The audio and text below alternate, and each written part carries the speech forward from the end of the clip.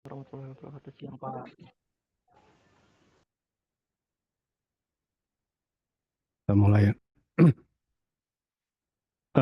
Maaf saya nggak bisa on cam ya. Ada apa koneksi saya kurang begitu bagus. Tapi saya harapkan kalian tetap tetap on cam. Oke, loh, udah terlihat PowerPoint saya. Sudah, Pak. Sudah, Pak.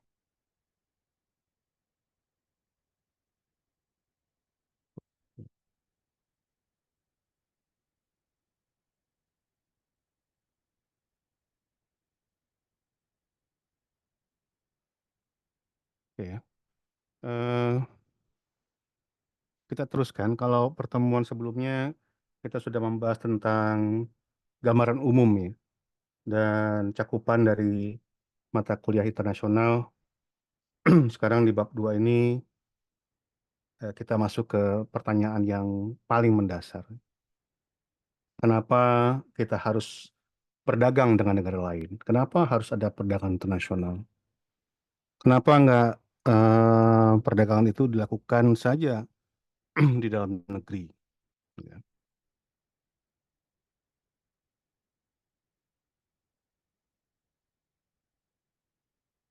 Nah, ada beberapa teori, ya, ada em, tiga teori ya, tiga teori ekonomi yang bisa menjelaskan kenapa antar negara-negara itu berdagang. Nah, di bab 2 ini paling tidak kita akan pelajari dua teori itu.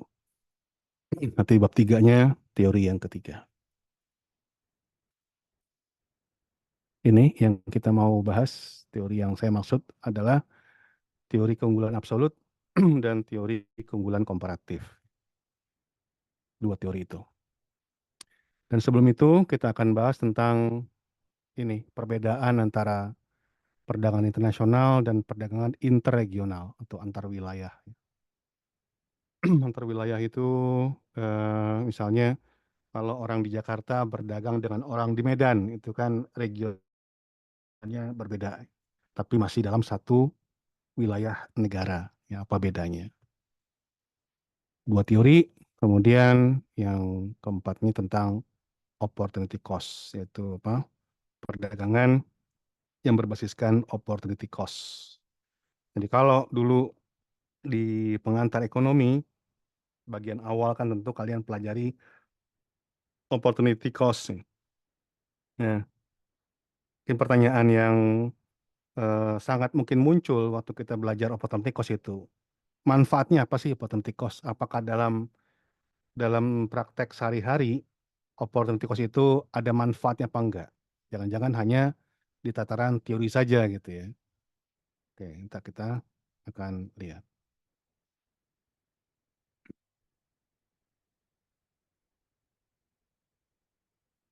Nah, ini contoh yang antar regional ya, interregional.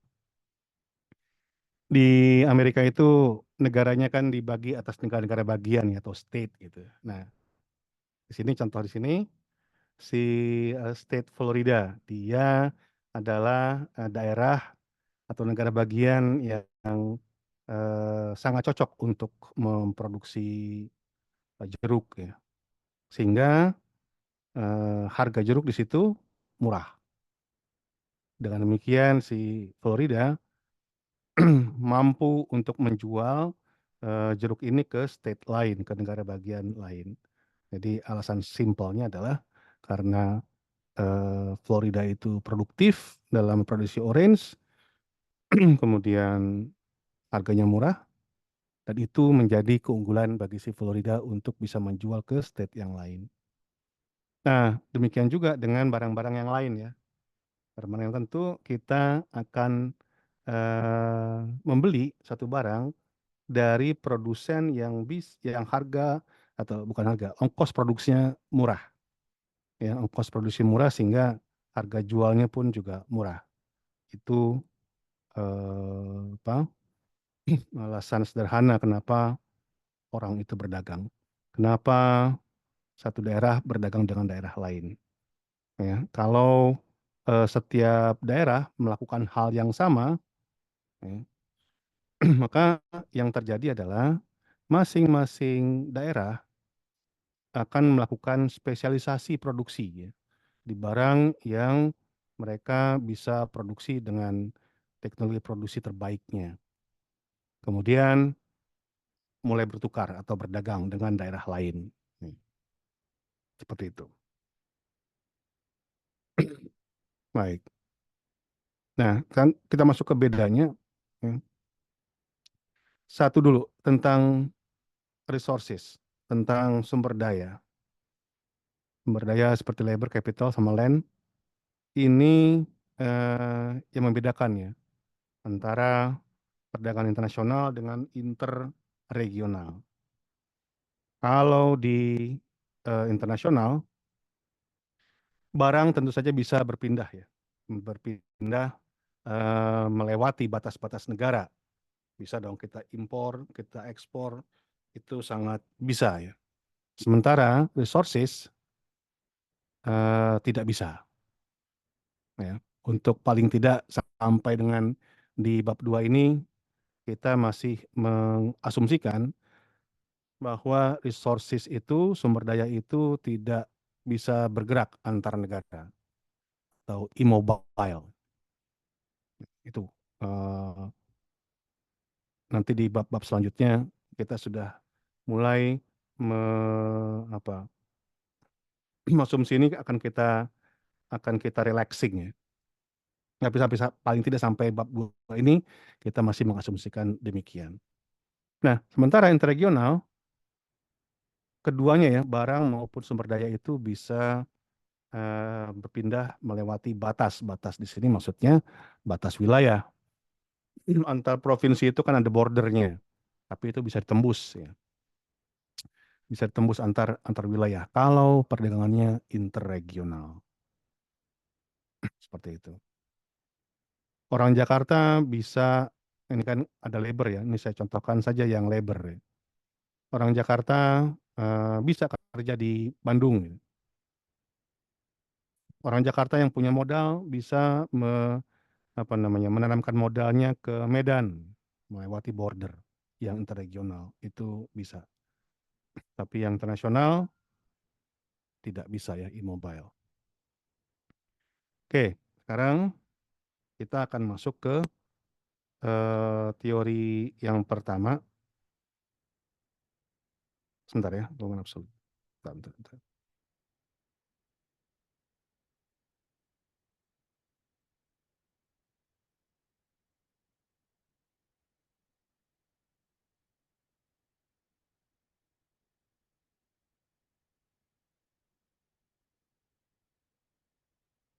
Sebentar, 1 menit ya.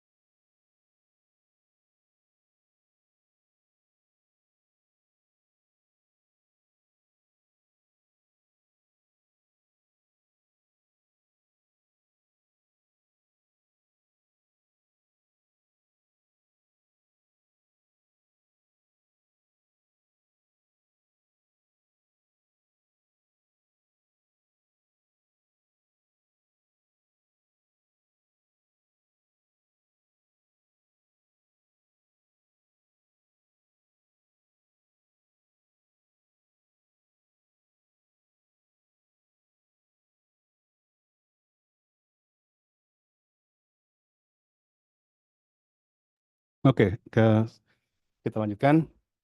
Ini teori pertama, keunggulan absolut. Yang mendasari keunggulan absolut itu ada faham yang disebut dengan merkantilisme. Merkantilisme ini belum masuk ke teori ya. Jadi faham gitu, faham merkantilisme. Kalau dari istilahnya, dari bahasanya, merkantilisme ini kan merchant. Merchant itu pedagang. Jadi isme atau faham yang dianut oleh para pedagang. Ya, ya.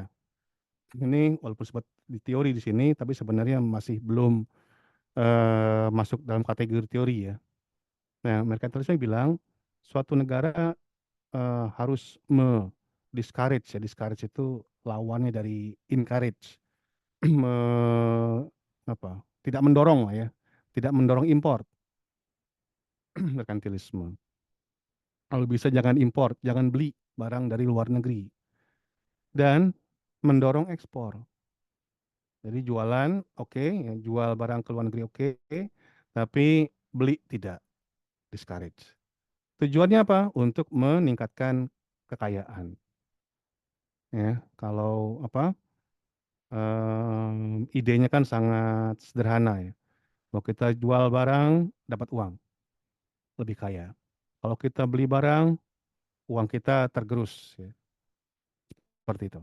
Apalagi di zaman ini kan uang itu masih terbuat dari emas gitu. Nah, cara untuk mendapatkan emas itu cuma dua gitu. Memperkaya satu negara cuma dua caranya dalam konteks emas. Jual barang, ya, jual barang dapat dapat emas atau ketemu sama apa cadangan emas baru gitu. Apa tambang emas ya, pertambangan emas. Nah, kalau kalau satu negara tidak punya pertambangan emas ya satu-satunya cara adalah mendatangkan dari luar negeri. Oke, itu ya tentang konsepsi merkantilisme.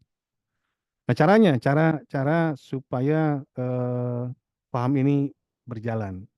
Mereka mengenakan tarif dan kuota. Tarif dan kuota. Tentu secara apa? Secara umum udah pernah dengar lah ya tarif dan kuota. Nanti saya akan jelaskan secara lebih detail apa itu tarif dan kuota. Jadi menggunakan tarif dan kuota untuk membatasi impor, ya, membatasi impor. Karena tadi ya dasarnya dan ini juga untuk supaya si neraca dagangnya trade balance-nya itu surplus. Trade balance itu kan selisih antara ekspor dan impor. Kalau ekspornya lebih besar dibandingkan impor, tentu trade balance-nya itu akan surplus. Oke, baru masuk ke keunggulan absolut, ya, absolute advantage yang dikemukakan oleh Adam Smith. Oke, nah ini secara singkat konsep dari keunggulan absolut ya, singkat saja. Di suatu negara memiliki keunggulan absolut jika memenuhi syarat yang bawah ini. Kemampuan suatu negara untuk memproduksi suatu barang dengan menggunakan sumber daya lebih sedikit dibandingkan dengan negara lain. Gitu ya. Sederhana definisinya keunggulan absolut. Jadi kalau satu negara bisa memproduksi satu barang, bukan semua barang ya, satu barang menggunakan lebih sedikit sumber daya dibandingkan dengan negara lain.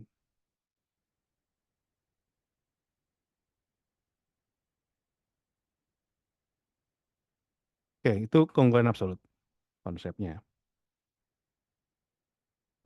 Oke, sekarang contoh dari keunggulan absolut.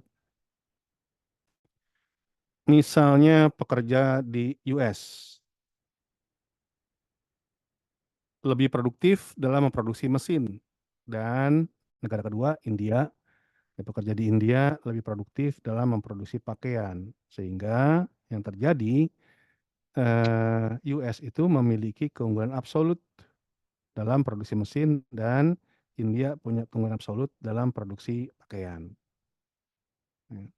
Nah, secara tabel bisa diilustrasikan seperti ini. Ya, tabel dari keunggulan absolut. Negaranya dua ini, US sama India. Kemudian ini ada dua produk ya, mesin dan clothes. One person per day of labor produce. Satu orang per hari yang bisa menghasilkan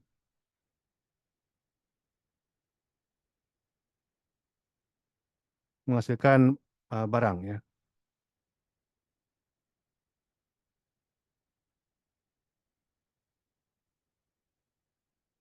Nah, bacanya begini.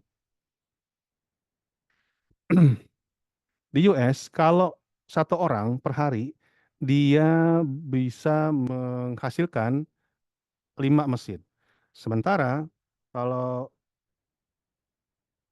kalau apa namanya, kalau dia memproduksi clothes, pakaian, dapatnya 10 yard pakaian. Di India, satu orang bisa menghasilkan 2 mesin ya. Dan sorry, atau orang itu bisa menghasilkan 15 yard pakaian. Jadi kan kelihatan ya, untuk produksi mesin eh, US lebih produktif di situ. Sumber daya lebih sedikit, hasil lebih banyak. 5 dibanding 2. Untuk pakaian, India lebih produktif. 15 dibandingkan dengan 10. Nah, kalau begitu, kalau sudah ketahuan masing-masing negara ini keunggulan di suatu produk, maka mereka melakukan spesialisasi di situ, kemudian berdagang ya, bertukar. Oke, US bisa mendapatkan pakaian lebih murah dibanding India dan sebaliknya. Ya, dan sebaliknya India bisa mendapatkan mesin lebih murah dibandingkan dengan US. Mereka bertukar dan masing-masing negara mendapatkan manfaat dari perdagangan ini. Ya, US produksi mesin, ekspor ke India, India produksi pakaian, ekspor ke US. Hasilnya, hasil kalau mereka melakukan spesialisasi dan berdagang, maka output dunia akan bertambah. Ingat di bab 1 kemarin. Ya, bab 1 kemarin, kalau kita ingin melihat kesejahteraan masyarakat dunia, melihatnya dengan ukuran output dunia ya, GDP dunia gitu.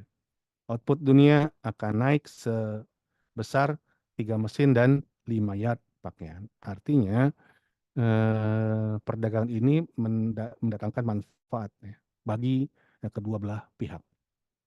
Nah, manfaat yang didapatkan dari satu negara jika dia berdagang, jika dia melakukan spesialisasi dan berdagang disebut ini gains from trade.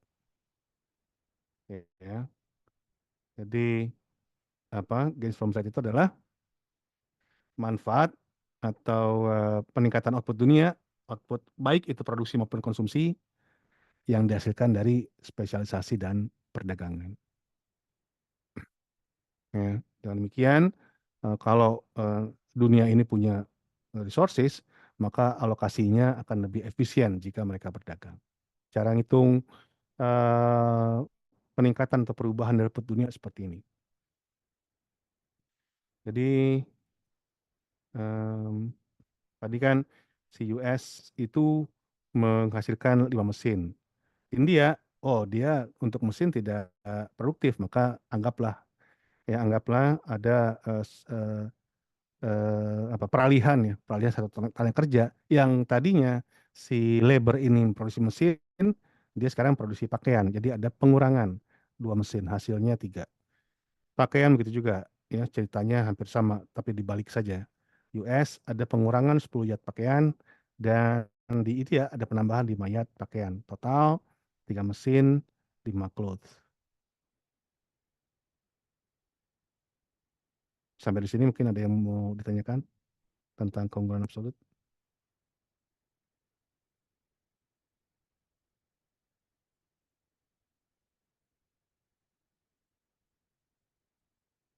Belum ada ya? Saya teruskan kalau gitu. Nah, itu keunggulan absolut. Sekarang kita pindah ke komparatif ya. Yang komparatif ini di dikemukakan oleh David Ricardo, muridnya dari Adam Smith sebenarnya. Ada kritik dari Ricardo, katanya kalau keunggulan absolut oke, cuman ada syarat yang mungkin tidak setiap negara bisa penuhi ya. Kalau mereka mau berdagang eh, berbasiskan keunggulan absolut, karena setidaknya dia harus punya satu barang yang unggul, ya. Dia harus punya satu barang yang unggul dibandingkan negara lain. Kalau enggak, perdagangan tidak bisa terjadi. Hmm. ya. Apakah ini tanya, apakah satu negara itu punya kewenangan absolut atau enggak? Oke. Jadi masih ada solusi ya, masih ada solusi yang bisa dilakukan oleh satu negara jika negara tersebut tidak punya keunggulan absolut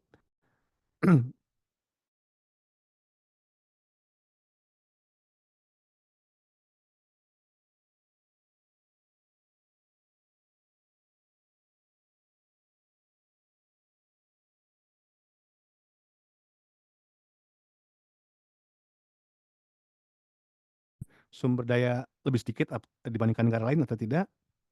Kalau si keunggulan komparatif, basisnya adalah opportunity cost. Ya.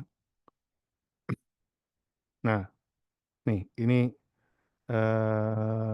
kata kunci dari keunggulan komparatif. Suatu negara itu dikatakan punya keunggulan komparatif jika dia bisa memproduksi satu barang pada opportunity cost yang lebih rendah dibandingkan dengan negara lain. Ya, jadi keunggulan komparatif adalah satu negara memiliki keunggulan komparatif kalau dia eh, eh, bisa memproduksi atau punya opportunity cost yang lebih rendah dalam produksi barang dibandingkan dengan negara lain. Nah, ini hanya mengingatkan saja ya, recall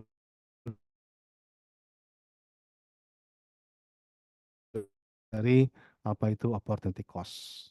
Ya, jumlah eh, barang lain yang harus dikorbankan untuk mendapatkan atau memproduksi barang yang satunya gitu, opportunity cost ya.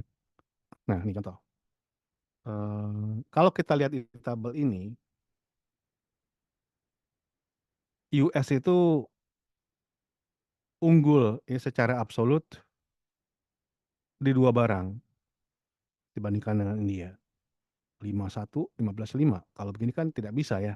Tidak bisa berdagang gitu. Menurut teorinya Adam Smith. Nah, kata si Ricardo, oh masih bisa. Tapi basisnya itu tadi, keunggulan absolut. Nah, jadi yang diperhatikan adalah apa yang disebut dengan ongkos relatif. Ya, relatif cost-nya. Nih, satu orang per hari itu bisa memproduksi 5 mesin atau 15 yard pakaian.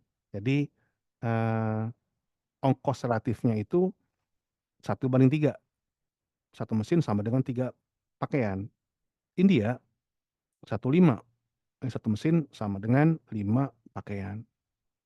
Kalau begitu, kalau lihat angka ini, mana yang lebih murah secara relatif ya untuk produksi mesin? India atau US? Di US untuk memproduksi satu mesin, dia mengorbankan 3 pakaian. India untuk memproduksi satu mesin, dia harus mengorbankan 5 pakaian. Mana pengorbanannya yang lebih kecil? US. US. Dia hanya mengorbankan 3. Dengan demikian, US punya keunggulan komparatif dalam produksi mesin. Ya.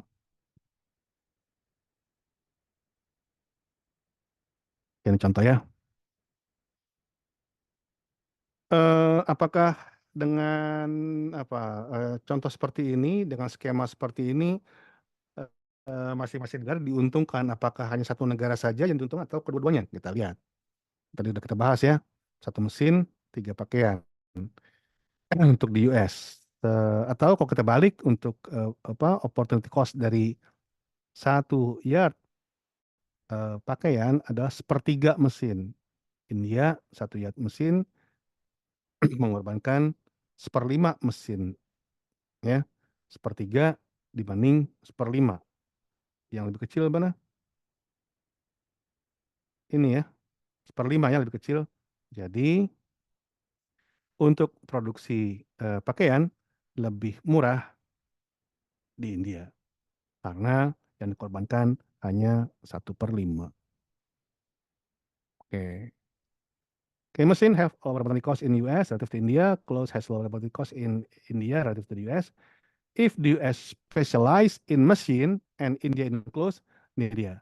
Total world output increases. Jadi um, walaupun dalam contoh ini si Amerika itu unggul dalam dua barang secara absolut yang menurut Adam Smith tidak bisa berdagang, tapi kalaupun mereka berdagang dan melakukan spesialisasi, output dunia akan meningkat. Nah, seperti ini. Tidak sebanyak yang tadi tentunya ya, tidak sebanyak yang tadi. Ada penambahan dua mesin.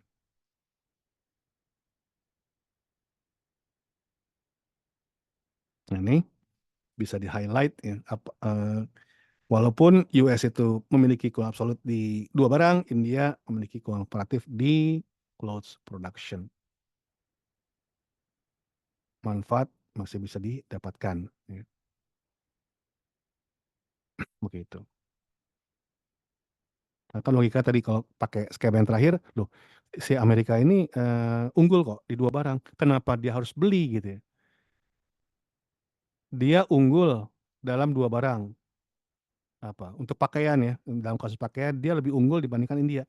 Tapi toh lebih menguntungkan kalau dia beli dari India. Oke, sekarang kita lihat ini production possibility schedule atau kemungkinan produksi dari kedua negara pada full employment, kesempatan kerja penuh.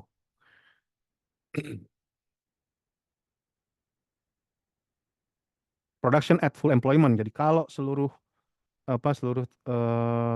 sumber daya yang ada di masing-masing negara ini dipekerjakan, digunakan di US dapat 100 mesin, India 300 pakaian.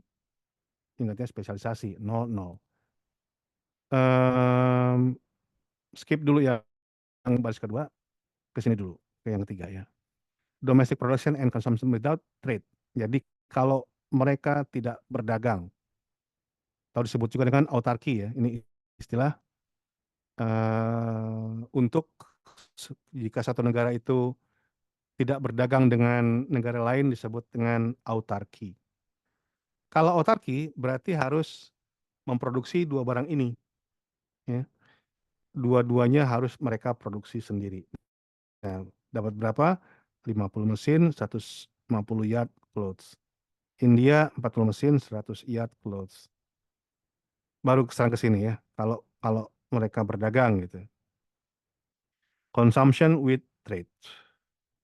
Berdagang 50 200, 50 100. Jadi ya, kalau berdagang kita lihat untuk US mesin yang dikonsumsi itu sama jika mereka eh, apa yang mereka dapatkan kalau mereka autarki. Tapi untuk clothes-nya dia mengkonsumsi lebih banyak. Ini kan kelihatan untungnya ya. Dia bisa mengkonsumsi clothes lebih banyak dibandingkan kalau harus diproduksi sendiri. Begitu juga di India, ada penambahan mesin, 10 mesin, ya 50 clothes, 10 mesin. Ini gains from trade-nya.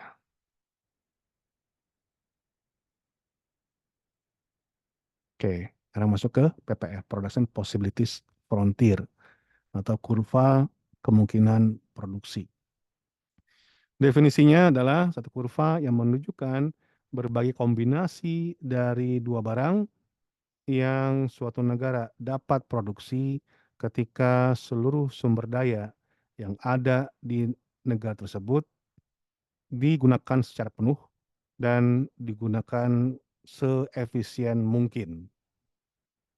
Itu definisi dari PPF. Kemudian ada satu tab dulu sebelum kita teruskan masuk ke gambar PPF. Constant cost production. Constant cost production, ya biaya produksi. Sama dengan constant opportunity cost disebut juga ini ya, ini istilah gitu. Constant cost production sama dengan constant opportunity cost.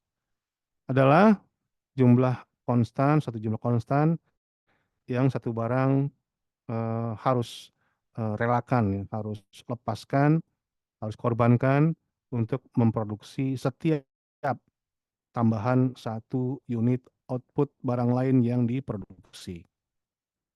Tadi misalkan ini, tadi kan ada untuk yang si mesin ya, satu mesin harus mengorbankan berapa pakaian gitu. Oke, nah di tabel ini ya produksi dan konsumsi dengan dan tanpa perdagangan dengan exchange ratio. Jadi rasio tukarnya itu satu mesin ditukarkan atau sama dengan 4 yard pakaian. Atau 4 ya. Kalau exchange ratio-nya seperti itu. Ini yang terjadi di US, jumlah mesin 100, pakaiannya 0. Nah, sekarang kalau misalnya si US ini, dia ingin menambah ya, ingin menambah unit pakaiannya 30, misalnya dia harus mengorbankan 10. Mau nambah lagi 30 pakaian, dia korbankan 10 dan seterusnya. Di India untuk nambah satu yard 50 yard pakaian, dia harus mengorbankan 10 mesin dan seterusnya. Ya inilah tukarnya. Nah, kalau betul-betul apa namanya? Betul-betul mereka melakukan spesialisasi yang lengkap, yang terjadi kan yang atas ya. US produksi mesin saja 0 yard pakaian. India gimana? 300 yard clothes, mesinnya 0. Oke. Oke. PPF-nya ya. Ini production, consumption with specialization and trade. With trade, consumption possibility curve pivot outward. Pivot itu berputar ya. Berputar keluar ya. Pivots outward for each country. Nah, kalau berputar seperti apa nanti kita lihat. Kemudian production and consumption without special and trade. Kalau mereka tidak berdagang, maka ini consumption possibility curve, kurva kemungkinan konsumsi sama dengan kurva kemungkinan produksi. Ya kan? Kalau mereka autarki, maka ya, jumlah yang bisa mereka konsumsi harus sama dengan jumlah yang mereka produksi. Itu kalau autarki.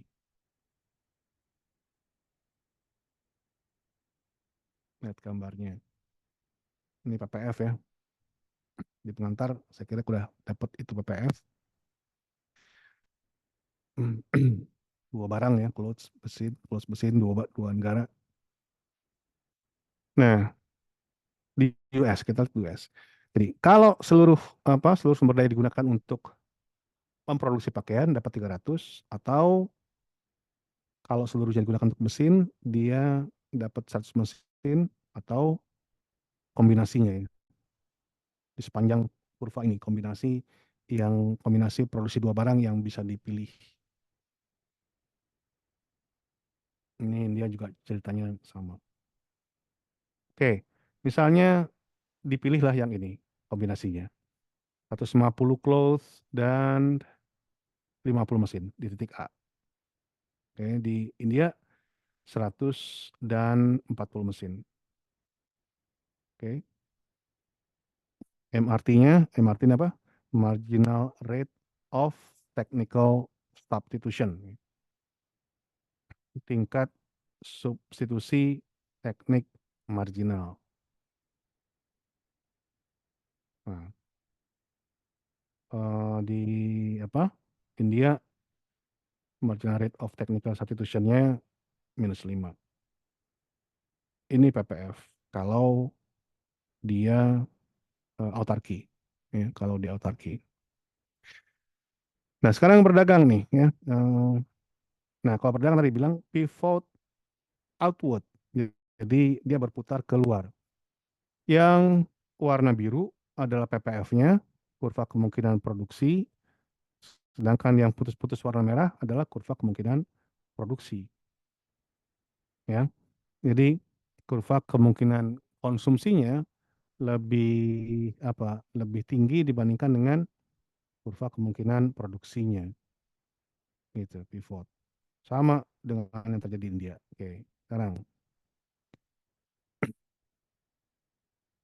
ya. Jadi ini tadi kan di bawah ini. Kalau di autarki sekarang bisa konsumsi 200 pivot, 150 tadinya. Nah, jadi produksi apa dia? Si US seluruhnya digunakan untuk produksi mesin ya. Dia tidak produksi clothes sama sekali. Produksi mesin 100. Yang dia konsumsi 50. 50. Terus clothes-nya tidak produksi, seluruhnya diimpor.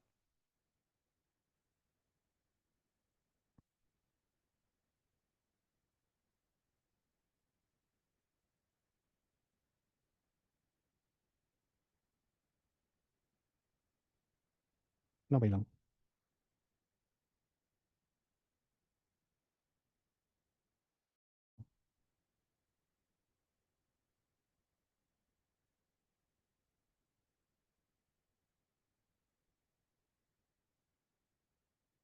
Kok hilang? Iya.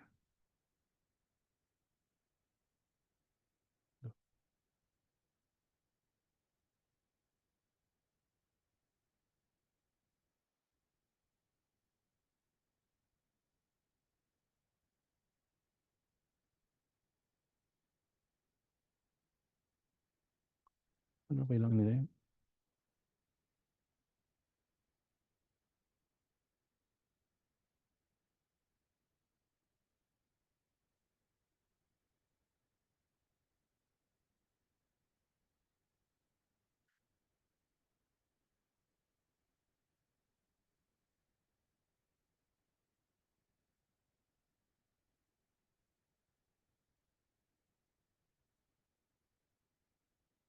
Oh, depan saya hilang ya? Iya, Pak. Iya, Pak. Oh, kenapa begitu?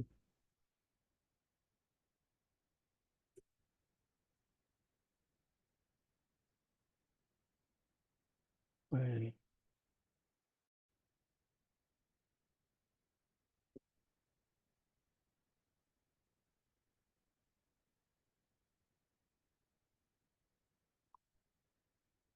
Oh, ini dia.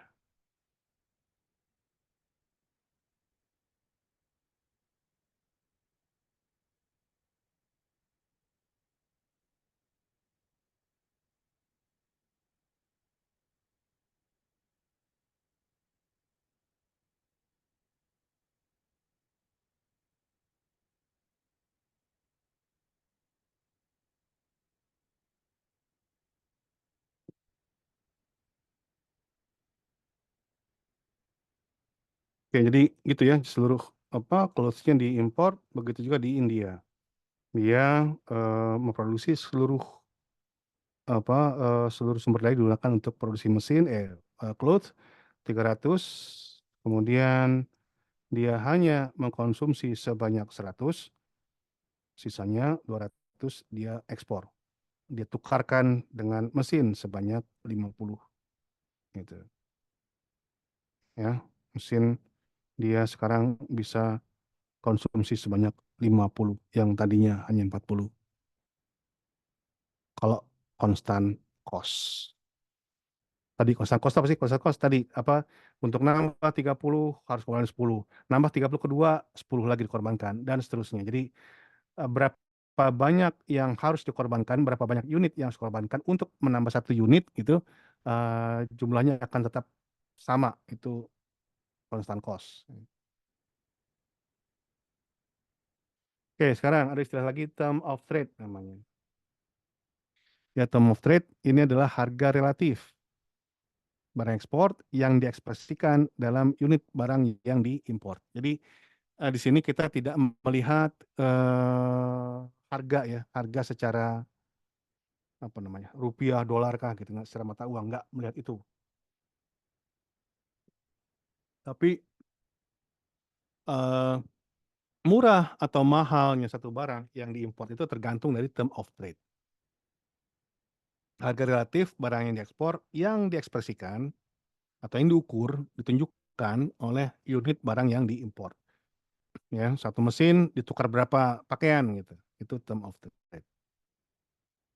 Nah, yang menentukan berapa tukarnya ya term of trade-nya itu tergantung dari interaksi permintaan antar dua negara ya, untuk ekspornya. Nih, kalau apa? Kalau demand-nya itu tinggi kan tentu dia tidak punya daya tawar gitu. Term of trade-nya bisa lemah. Ya, interaksi permintaan antara dua negara untuk setiap barang yang diekspor. Oke. Sekarang di tabel 29 ya, rasio tukarnya 1:35. Satu mesin ditukar dengan 3,5 clothes gitu. Kan tidak berubah ya dari yang sebelumnya. Nih, saya tunjukin aja supaya kalau udah lupa. Tadinya nih, tadinya exchange ratio-nya 1:4. Satu mesin tukaran 4. Sekarang udah berubah. Satu 3,5. Yang satu 3,5 gitu. Em, Lebih mahal atau lebih murah sih mesinnya kalau berubah seperti ini? 1,4 sekarang satu 3,5. Si mesinnya lebih mahal atau lebih murah kalau ditukar seperti ini?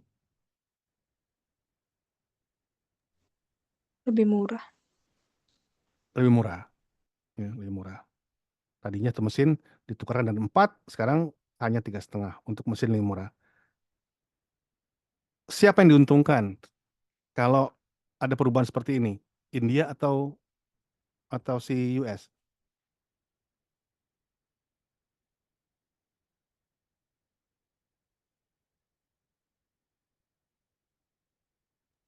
Ada nggak yang India. terpengaruh ininya? Yang terpengaruh apa namanya manfaat yang didapat kalau ada perubahan seperti ini di masing-masing negara? India dirugikan. Kenapa?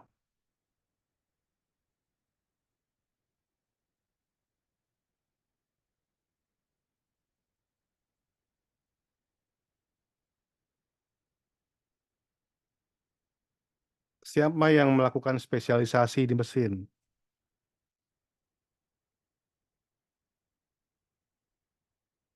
Siapa yang melakukan spesialisasi mesin?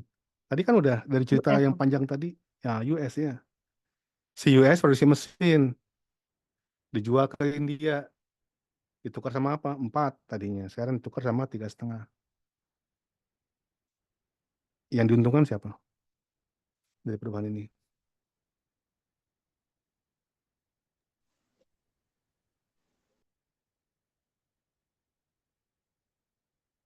Belum dapat maksudnya. India, Pak. Iya, kan tadinya dia hanya tadinya dia bayar 4, sekarang bayar 3,5 gitu. Ya diuntungkan dia. Nah, kalau gitu, ini diuntungkan. Apakah US dirugikan? Nah, buat aku dibalik ya. Kita lihat di sini. Jadi walaupun ada perubahan ya, perubahan term of trade, ini diuntungkan. Ini 10,25 ya tambahannya tadi. Kalau kita ngintip sedikit di sini, 10 ya. Manfaatnya 10 mesin. Sekarang manfaat dia 10 tambah 25 yard pakaian. US-nya turun dari 50 sekarang 25. Tapi walaupun apa? Walaupun manfaatnya itu apa? Manfaatnya itu berkurang di US, tapi tetap saja atau sebelum itu ini, apakah dengan perubahan ini lalu si US akan berhenti melakukan perdagangan di India karena turun nih 1,4 berubah 1,5, 3,5 turun lagi dia, apakah kemudian dia jadi apa berhenti berdagang dengan India? Kan nggak juga, karena prinsipnya kalau ada dua pihak melakukan perdagangan ya jual beli, maka manfaat itu pasti dinikmati oleh kedua belah pihak. Nggak mungkin ada salah satu pihak yang dirugikan dari satu transaksi. Nah, gitu prinsipnya. Ya, kan nggak mungkin, walaupun ada penurunan manfaat.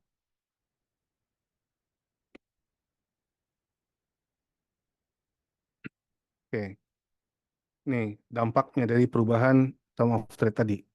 Tadinya eh, apa? Yang yang kuning ya, US tadinya yang kuning, terus berubah jadi merah. Ada penurunan ya. Tadi yang ini, yang garis kuning putus-putus, term of trade berubah, dia turun. Tapi tetap saja, walaupun turun, dia masih berada di atas yang garis biru. Garis biru apa tadi? Kurva kemungkinan konsumsi. India naik ya,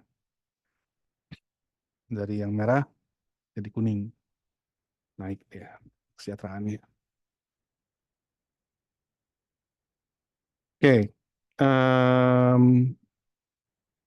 distribusi dari gain from trade itu juga ditentukan oleh term of trade.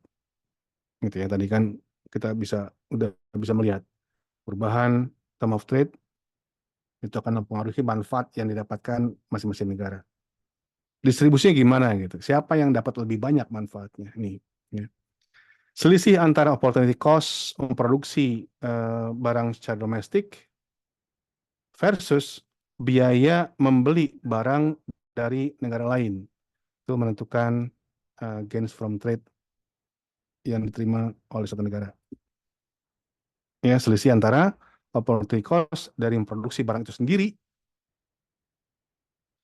dibandingkan atau versus dengan biaya membeli barang tersebut dari luar negeri dan negara lain. Semakin lebar, ya, semakin lebar apa namanya selisih dua ini, opportunity cost sendiri dengan beli, maka gains from trade-nya itu makin besar, ya, makin besar yang dinikmati satu negara. Oke.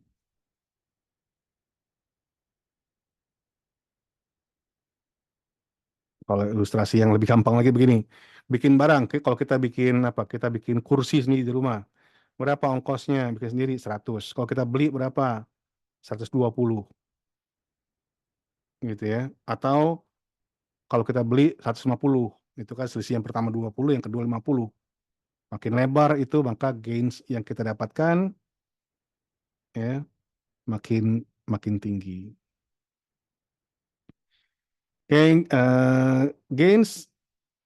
makin tinggi, makin lebar, makin tinggi term of trade terdeviasi dari harga autarkinya. Ya, tuh.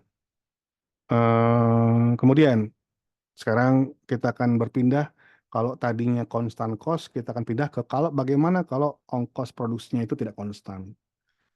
Sekarang konstan dulu. Kalau konstan, ya kosnya konstan seperti contoh yang tadi, biasanya akan terjadi yang disebut dengan complete specialization. Jadi kalau complete specialization itu benar-benar satu negara hanya memproduksi satu barang saja. Contoh yang barusan tadi, India hanya memproduksi pakaian, Amerika, US hanya memproduksi mesin. Itu yang disebut dengan complete specialization. Gitu ya. Jadi um, ini PPF yang tadi, ya, yang sebelah kiri. Kemudian yang sebelah kanan adalah supply-nya ya, supply curve, ya, harga dan kuantitas.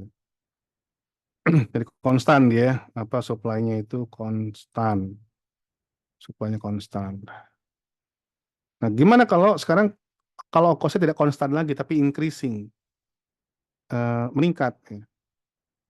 Ini kalau si cost-nya itu meningkat, maka kemungkinan yang terjadi itu adalah incomplete specialization.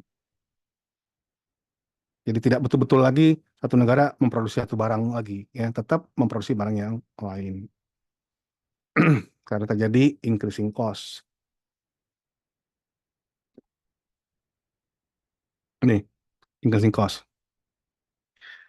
Jumlah yang lebih tinggi Ada satu barang yang harus dikorbankan ya, untuk forgo gitu ya, harus. Jadi jumlah unit yang produksi itu makin dikurangi to release enough resources untuk mendapatkan sumber daya yang cukup untuk memproduksi tambahan unit barang lain yang mau diproduksi. Kalau udah dapat ya poin ini ya. Jadi kalau sudah full employment ya, kemudian dia mau menambah barang yang lain, ada dua barang nih, barang X sama barang Y.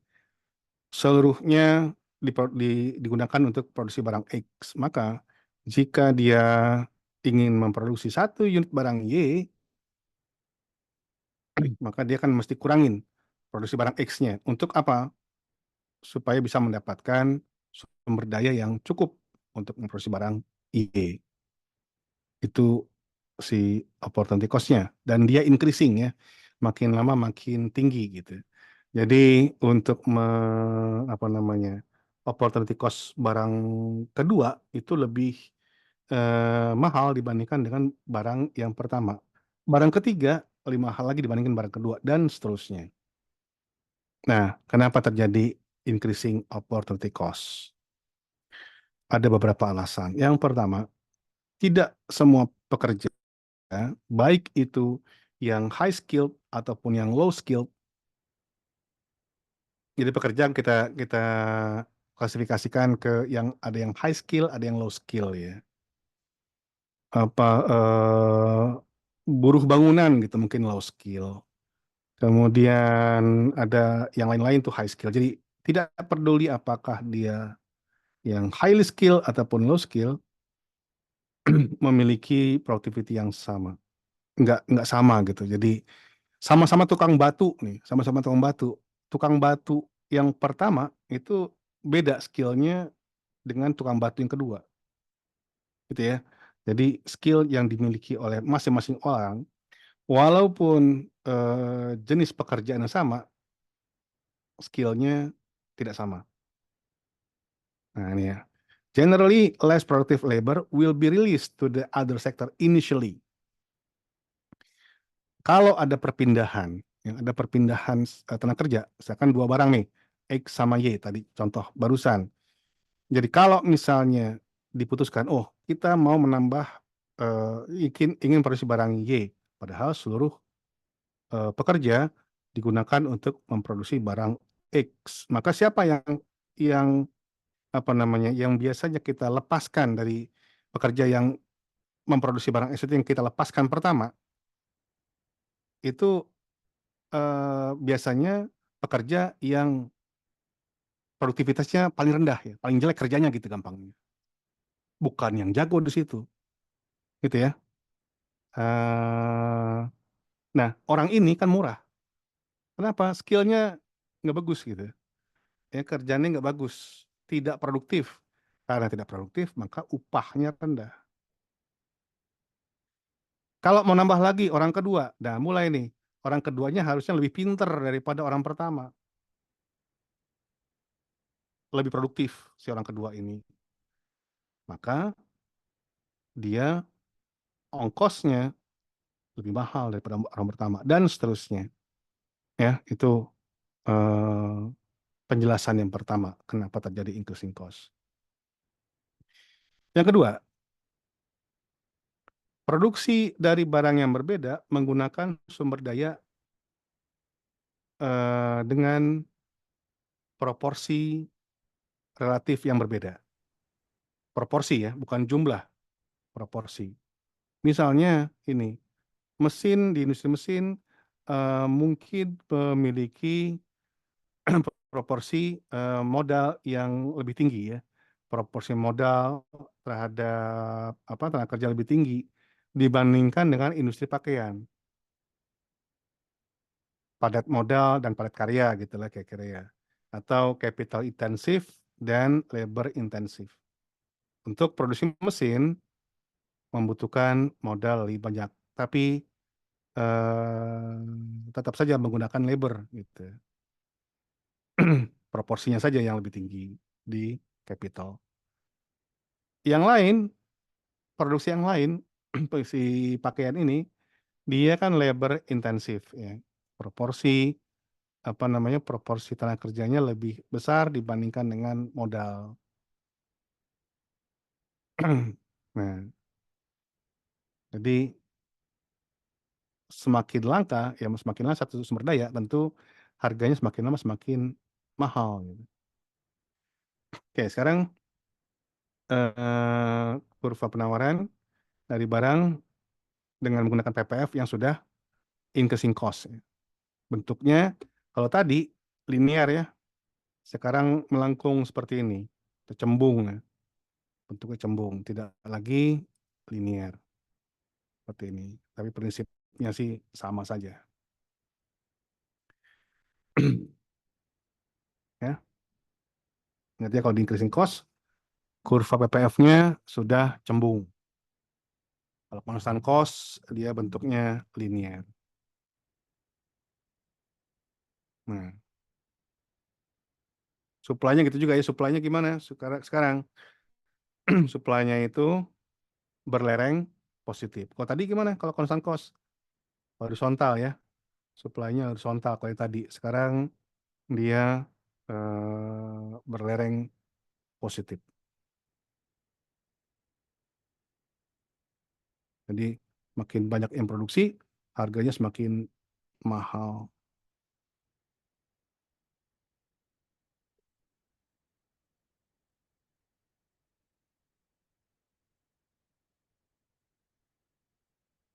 Oke, pricing possible curve with increasing cost.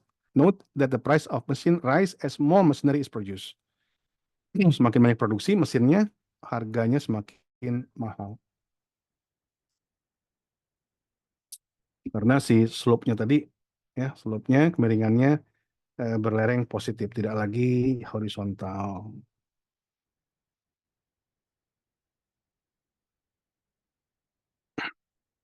Hmm, seperti ini.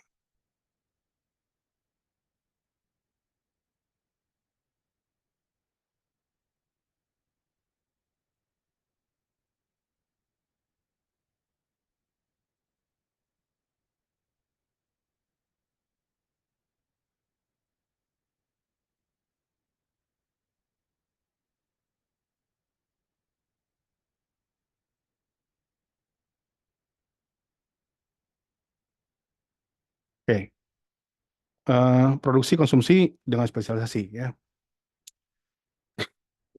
Dengan absennya si perdagangan, konsumsi ya kurva kurva kemungkinan konsumsi sama dengan kurva kemungkinan produksi. Dengan perdagangan produksi satu barang yang memiliki keunggulan komparatif meningkat, tapi tidak biasanya tidak di corner point. Corner point itu kalau yang di apa constant cost itu corner point di ujung ya, di perpotongan antara si kurva dengan sumbu.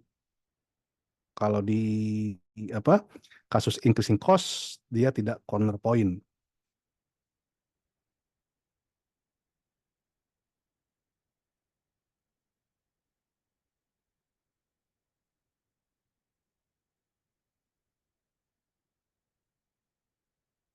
Hmm. Ya, seperti ini lihat ya. Corner point itu coba di sini. Ya, corner point itu di ujung-ujung.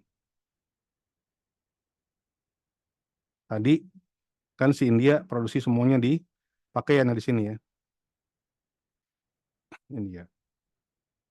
US seluruhnya produksi mesin. Ini corner point. Corner point, order point. Kalau dia increasing cost, nggak begitu. Ya. Dia tetap spesialisasi di mesin. Sorry. Ya di pakaian ya. Pakaian, tapi nggak di sini. Tapi di sini. Artinya masih ada sebagian sumber daya mereka yang digunakan untuk memproduksi mesin.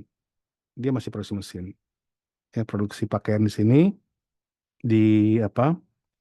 Diekspor sekian, sebagian di konsumsi sendiri. Nah, mesinnya gimana? Masih produksi ya. Dia masih produksi sebanyak ini. Jadi import sekian, mesinnya sebagian masih produksi sendiri. US gimana? Tadinya produksi mesin ya, semuanya. Sekarang dia hanya di sini. Sebagian diekspor. Nah, ada sebagian di sini yang sumber daya yang tidak terpakai, digunakan untuk produksi pakaian. Masih produksi. Tapi tentu sebagian besar pakaiannya itu diimpor.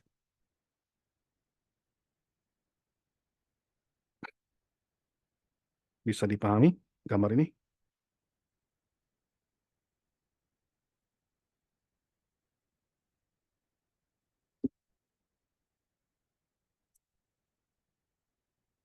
Kalau ada pertanyaan silakan ya.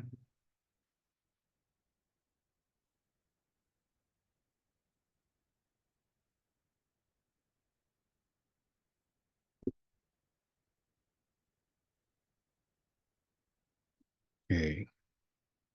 Ya, selesai materinya ya. Jadi kita bicara tentang spesialisasi, kemudian ada dua teori tadi, absolut dan komparatif. Lalu tentang gains from trade, kasus constant cost dan increasing cost. Itu. Silahkan kalau ada yang mau ditanyakan.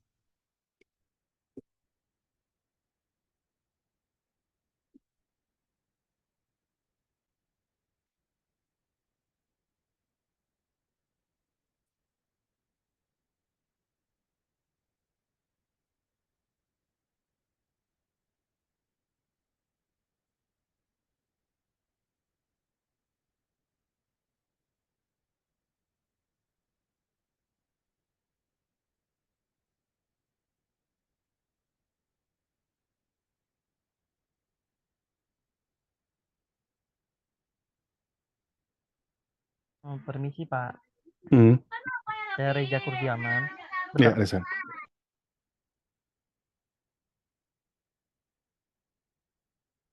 Ya, Reza silakan. Saya kan baca ya Pak, kalau Amerika Serikat itu kan menetapkan tarif dan kuota. Dan apakah itu masih ada sangkut pautnya dengan apa pengaruh dari merkantilisme atau itu emang udah pure, udah ditinggalkan merkantilisme dan merkantilisme itu uh, mempengaruhi itu nggak sih Pak yang keunggulan komparatif dan absolut itu Pak dalam perdagangan itu? Tentang merkantilisme ya. Iya Pak. Ditinggalkan apa itu dulu ya, apa pertanyaannya. Jadi sebenarnya ya merkantilisme itu sudah usang ya. Apa sih tadi tujuannya merkantilisme? Dia lebih favorable dengan trade balance yang surplus. Seolah-olah kalau neraca perdagangan itu defisit, ekspor lebih sedikit daripada impor, maka tidak bagus buat satu negara. Tapi banyak negara ya, termasuk apa Indonesia ya, yang masih masih ngejar itu, mengejar ekspor, ekspor, ekspor gitu, supaya si apa namanya neraca neraca dagangnya itu surplus. Jadi dalam apa namanya, dalam prakteknya gitu ya, kadang-kadang hal-hal yang seperti itu masih bisa kita lihat gitu, ya. Bahwa ya itu tadi kenapa trade balance harus harus harus surplus gitu. Padahal dengan dua teori tadi saja, ya, dengan dua teori kita pelajari absolut sama komparatif, jelas berdagang itu atau gini kan dari apa namanya kuliah barusan itu sudah tergambar ya bahwa berdagang itu lebih menguntungkan dibandingkan dengan autarki ya enggak? Iya. Ya. Nah, sekarang gimana apa namanya posisi satu negara jika dia tidak banyak barang yang apa punya keuntungan absolutnya. Jadi tetap berdagang, dia beli gitu. Ya, apa salahnya? Nah, makanya kadang-kadang dalam prakteknya kebijakan yang diambil oleh satu pemerintahan itu berlawanan dengan teori. Ya, kalau tadi soal Amerika memberlakukan apa namanya tarif sama kuota, jangan jauh-jauh ke Amerika, Indonesia aja deh. Indonesia masih memperlakukan itu tarif sama kuota. Nanti di kuliah berikutnya kita akan belajar tarif, belajar kuota, dan kita akan bandingkan mana yang lebih mendatangkan manfaat antara dua itu paling tidak. Tapi prakteknya gimana bisa jadi lain. Gitu. Ya. Nah, Oke Pak, makasih Pak. ya. Cuman ya kalau di sisi lain dari segi ketahanan negara, misalnya kita juga, misalnya gini, kita nggak bisa juga menelan apa bulat-bulat ya apa namanya teori barusan itu. Apa yang terjadi kalau satu negara itu, ya oke negara kita nggak punya keunggulan absolut di banyak barang, ya udah kita beli aja, kita punya uang, kita beli, ya nggak bagus juga ya. Jadi sangat tergantung dengan negara lain gitu ya. Ya, khususnya untuk barang-barang yang apa namanya, yang sensitif, apa istilahnya, bukan sensitif sih, beras lah misalnya. Kalau kita sangat tergantung dengan negara lain dalam hal eh, apa namanya pemenuhan beras, kan repot.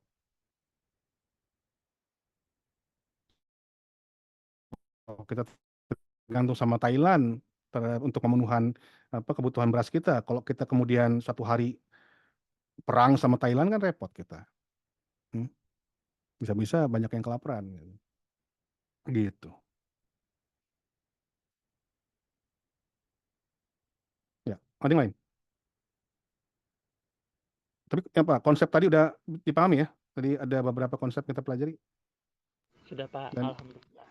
paling nggak bisa bedain tuh antara dua tadi ya, antara absolut sama komparatif. Apa alasannya bisa bedain itu?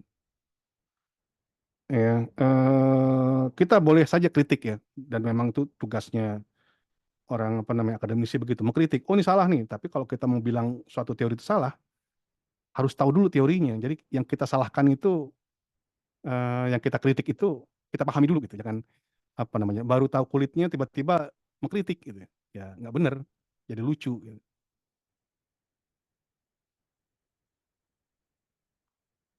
Oke, ada yang lain.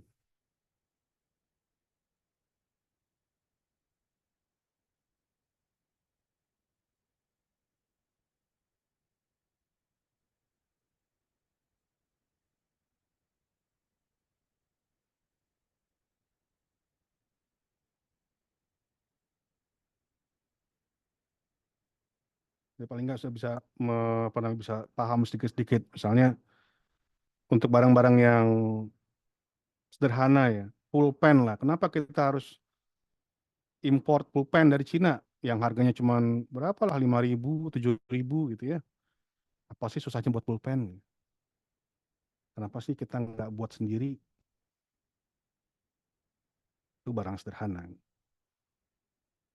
Nah, ada juga di masyarakat, kenapa sih kita nggak buat mobil sendiri? Padahal kita pernah bisa buat pesawat kan?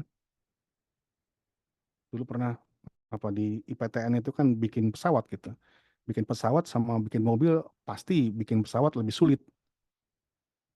Kok nggak bikin sendiri mobil? Nggak ada merek sendiri. Kenapa nggak ada merek mobil Indonesia? Hmm, gitu. Oke, kalau nggak ada pertanyaan, saya tutup saja untuk kuliah kedua ini.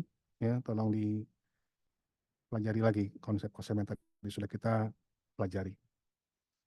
Selamat siang. Assalamualaikum warahmatullahi wabarakatuh. Waalaikumsalam warahmatullahi wabarakatuh. Terima kasih Pak. Terima kasih, Yuk, Pak. sama-sama. Terima kasih, Pak.